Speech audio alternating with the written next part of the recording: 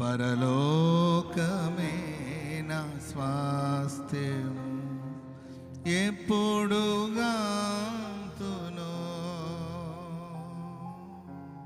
పరలోకమే నా స్వాస్థ్యము, ఎప్పుడుగాంతును. నా ప్రియ యేసుని.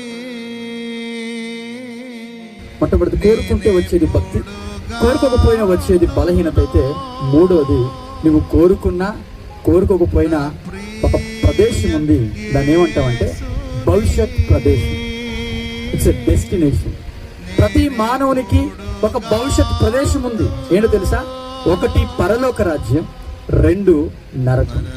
యేసయ్యను కోరుకుంటేనే మోక్షరాజ్యం, యేసయ్యను కోరుకుంటేనే రక్షణ.